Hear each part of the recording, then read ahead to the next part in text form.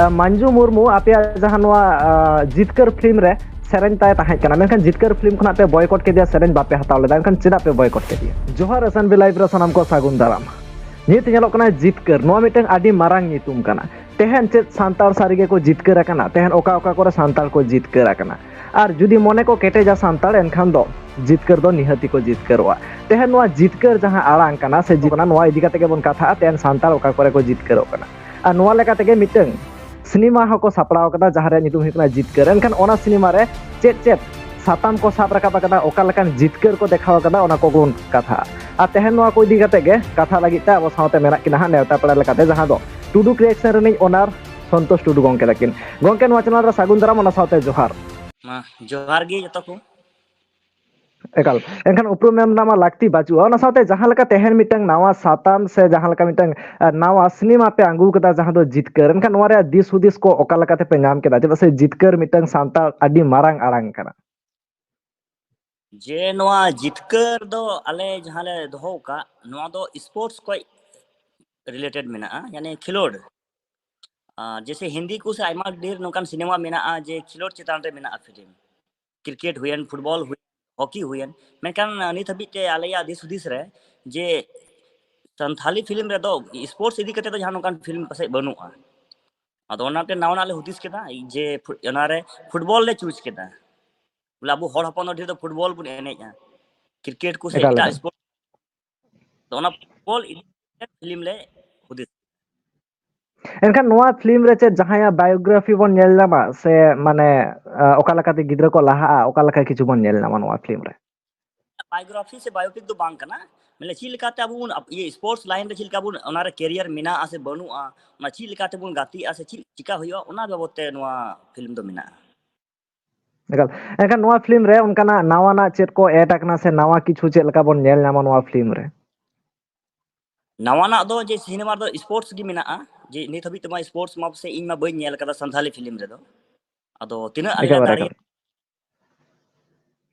जहां लका दो नितो जास्ती जास्ती टेक्निकल को हिजुक कना को टेक्निकल लाहा कना एनखान नोआ फिल्म रे बजट तिना गान खर्चा कान तपिया तिना गान ओका लका माने क्वालिटी नेल नामोआ बजट दो लगभग 20 लाख खर्च करना नित हबी ते नित हो चलु तगी मिना दो तिना गान है इदे प्रमोशन को नोआ को दो चलु तगी मिना नित हबी ते 20 लाख लगभग हुई कना और पिक्चर क्वालिटी को तो मज गी प्रोफेशनल कैमरा तगी शूटिंग हुई कना और जतो जिनिस मज गी अडी मज हुई अडी बेस हुई कना एकाल एनखान जहां लका दो हा नोआ सिनेमा हॉल रे 1 तारीख रिलीज ओकना जहां दो हा दुमका सिनेमा हॉल रे जहां लका खबर मेना ओना साथे चेद ओटीटी प्लेटफॉर्म रे हिजुआ माने जहां लका प्रीमियर शो को ताहेन गया उनका चेद हिजुआ से सिनेमा हॉल रे वर्तमान चेल का ताहेन वर्तमान मा सिनेमा हॉल रेगी अदो ओटीटी लगी हो ये गपाल मारा चला कना अदो चीन हा हुयु कना ओना दो री बांग फाइनल डिसीजन बांग हुई कना मेकन तो फिलहाल तो सिनेमा हॉल करे एकाल एनखान नोआ रे एक्टर हिसाब ते ओकय बन नेल नामे और एक्ट्रेस हिसाब ते ओकय बन नेल नामे कना तो मेन एक्टर और एक्ट्रेस तो बिना किना राकेश हांसदा और टीना हेम्ब्रम टीना हेम्ब्रम जहां दो हा लाहा हो मिटeng फिल्म रे बन नेल कदिया हा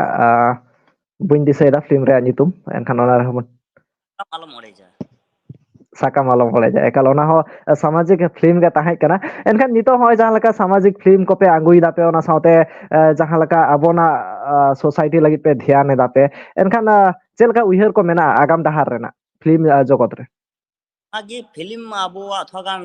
तायम सर की बाकी इंडस्ट्री तो डेवलपमेंट तबुना मेनखान संथाली इंडस्ट्री नो बांग डेवलप कना और अबो साव सावते अबो समाज हो चिलकाते लहा तबुन ओना इदी कते के नो फिल्म ले बनाव तैयार कदा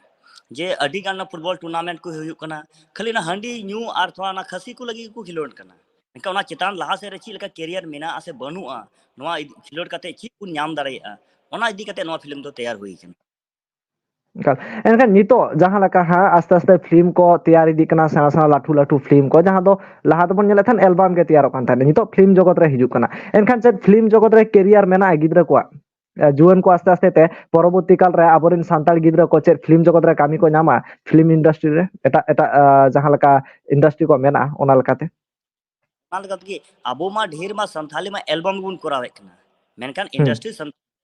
तो लेकिन एल्बम तो बाबू लहा से इदड़े ओना लगी तो सिनेमा से फिल्म तैयार के हुई तबुना जहां सरकार ठेन से जहां इंडस्ट्री बुन मेताव का बुन बनावा लेकिन एल्बम लगी तो इंडस्ट्री तो बांग बना तबुना ᱚᱱᱟ ᱞᱟᱹᱜᱤᱫ ᱫᱚ ᱯᱷᱤल्म ᱵᱮᱱᱟᱣ ᱫᱚ ᱫᱚᱨᱠᱟर ᱜᱮᱭᱟ ᱟᱫᱚ ᱚᱱᱟ ᱞᱟᱹᱜᱤᱫ ᱫᱚ ᱵᱟᱹᱭ ᱵᱟᱹᱭᱛᱮ अगर ᱵᱚᱱ ᱞᱟᱦᱟ ᱪᱟᱞᱟᱜ ᱠᱟᱱ ᱠᱷᱟᱡ ᱯᱷᱤल्म ᱵᱮᱱᱟᱣ ᱥᱮ ᱟᱵᱚ ᱠᱟᱱ ᱫᱤᱱ ᱵᱮᱥ ᱫᱟᱲᱮᱭᱟᱜᱼᱟ ᱟᱵᱚ ᱮᱠᱮᱵᱟᱨᱮ ᱮᱱᱠᱷᱟᱱ ᱡᱟᱦᱟᱸ ᱱᱤᱛ ᱧᱮᱞᱚᱜ ᱠᱟᱱᱟ ᱡᱮ ᱡᱟᱹᱥᱛᱤ ᱫᱚ ᱮᱞᱵᱟᱢ ᱠᱚᱠᱚ ᱛᱮᱭᱟᱨᱮᱜᱼᱟ ᱚᱱᱟ ᱥᱟᱶᱛᱮ ᱱᱤᱛ ᱡᱟᱦᱟᱸ ᱞᱮᱠᱟ ᱟᱯᱮ ᱞᱟᱹᱴᱩ ᱞᱟᱹᱴᱩ ᱥᱤᱱᱮᱢᱟ ᱯᱮ ᱛᱮᱭᱟᱨᱤᱭᱮᱫᱟ ᱟᱥᱛᱮ ᱟᱥᱛᱮ ᱱᱟᱣᱟ ᱠᱤ ᱱᱟᱣᱟ ᱯᱚᱨ ᱯᱚᱨ ᱥᱤᱱᱮᱢᱟ ᱯᱮ ᱛᱮᱭᱟᱨᱮᱫᱟ ᱮᱱᱠᱷᱟᱱ ᱪᱮᱫ ᱡᱟᱦᱟᱸ ᱞᱮᱠᱟ হিন্দি ইন্ডাস্ট্রি বেঙ্গলি ইন্ডাস্ট্রি ᱡᱟᱦᱟᱸ ᱞᱮᱠᱟ ᱥᱠᱳᱯ ᱠᱚ ᱧᱟᱢ ᱮᱫᱟ ᱜᱤᱫᱽᱨᱟᱹ ᱠᱚ ᱚᱱᱟ ᱥᱟᱶᱛᱮ ᱱᱚᱰᱮ ᱠᱟᱹᱢᱤ ᱠᱚ ᱧᱟᱢ ᱮᱫᱟ ᱪᱮᱫ ᱛᱟᱦᱚᱞᱮ ᱱᱚᱰᱮ ᱠᱷᱚᱱᱟᱜ ᱦᱚᱸ ᱤᱱᱠᱟᱢ ᱚᱯ ᱥᱳᱨᱥ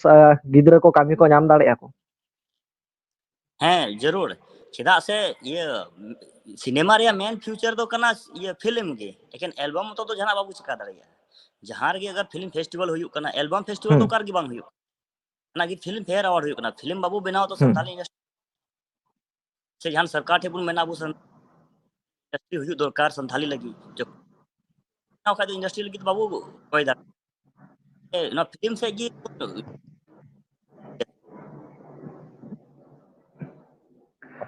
ᱡᱟᱦᱟᱸ ᱞᱮᱠᱟ ᱦᱟᱸᱜ ᱱᱚᱣᱟ ᱱᱟᱣᱟ ᱱᱟᱣᱟ ᱡᱩᱣᱟᱹᱱ ᱠᱚᱲᱟ ᱜᱤᱫᱽᱨᱟᱹ ᱠᱚ ᱮᱠᱴᱟᱨ ᱮᱠᱴᱨᱮᱥ ᱞᱟᱭᱤᱱ ᱨᱮᱠᱚ ᱦᱤᱡᱩᱜ ᱠᱟᱱᱟ ᱟᱥᱛᱮ ᱟᱥᱛᱮ ᱛᱮ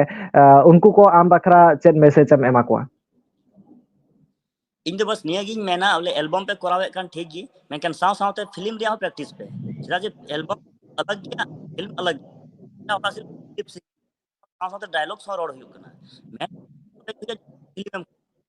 ᱟᱫᱚ एल्बम हो ठीक गया कॉन्फिडेंस हिजुआ ओना बनाव बनाव ते मेनखान तायम ते आपे ये फिल्म लगी हो चेष्टाय ताबुन पे ᱚᱱᱟ ᱥᱟᱶᱛᱮ ᱱᱚᱣᱟ ᱯᱷᱤল্ᱢ ᱚᱠᱟ ᱚᱠᱟ ᱥᱤᱱᱮᱢᱟ ᱨᱮ ᱧᱮᱞ ᱵᱚᱱ ᱧᱟᱢᱟᱵᱚᱱ नितो मोय 1 मार्च खoj दो ये मिनी अमर दुमका रे चलुक कना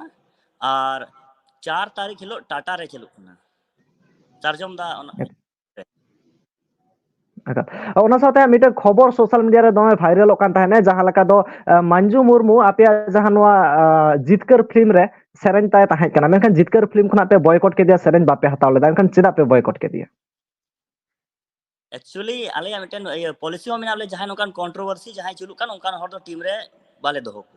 आदो उनी रियलिटी खो दो आले हम बाले बडाय ची कना बांग कना मेनखान जखन एक यूट्यूब रे मिटन कंट्रोवर्सी चलुइना बोले ये नोंका नोंका कना दा तबे अबु बोन ये आले प्रो टीम रे डिसाइड केदा जे बांग नुया श्री दो बाबू दोहय ताय अबुन रिप्लेस ᱚᱱᱟ ᱥᱟᱶᱛᱮ ᱡᱟᱦᱟᱸ ᱞᱮᱠᱟ ᱢᱤᱫᱴᱟᱝ ᱨᱤᱥᱮন্টলি ᱨᱤᱯᱞᱟᱭ ᱵᱷᱤᱰᱤᱭᱳ ᱦᱮᱡ ᱮᱱ ᱛᱟᱭᱟ ᱡᱟᱦᱟᱸ ᱨᱮᱫᱚ ᱞᱟᱹᱭᱫᱟᱭ ᱦᱟᱸᱜ ᱟᱡᱟᱜ ᱱᱚᱝᱠᱟ ᱠᱚᱱᱴᱨᱳᱵᱷᱟᱨᱥᱤ ᱵᱟᱹᱪᱩᱜ ᱟᱱᱟ ᱛᱟᱦᱚᱞᱮ ᱪᱮᱫ ᱟᱨᱦᱚᱸ ᱱᱩᱭ ᱥᱤᱱᱮᱢᱟ ᱨᱮ ᱥᱮ ᱱᱚᱝᱠᱟᱱᱟᱜ ᱡᱟᱦᱟᱸ ᱟᱯᱮᱭᱟᱜ ᱥᱟᱱᱛᱟᱞ ᱤᱱᱰᱟᱥᱴᱨᱤ ᱨᱮ ᱪᱟᱱᱥ ᱥᱮ ᱫᱟᱣ ᱮ ᱧᱟᱢᱟᱭ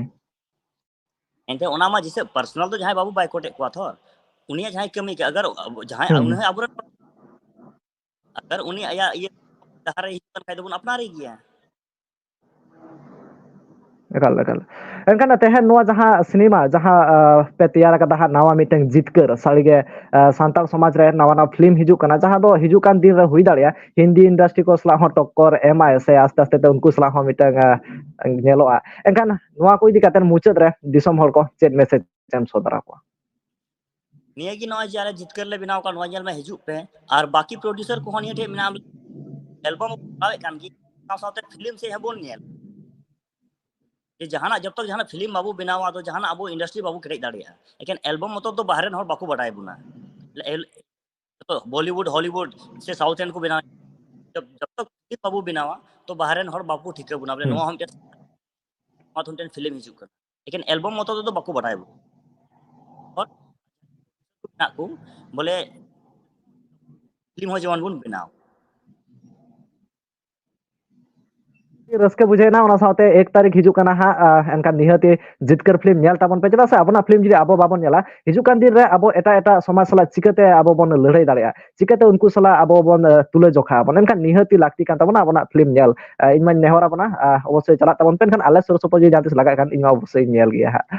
आयमा मा सारा दादा नो घड़ी ऑक्टे एम लागि ते आरो हापेन का दिन रे नोंका गे नावा ना फिल्म आगुई ताबन पे नोआ गे आस्ता है ना मायन का मुचर सनाम को गे दिसम हर सागुन जोहार और नोआ को इदी कते आपे को चेद उय दरा कमेंट तलाते सदर ताबन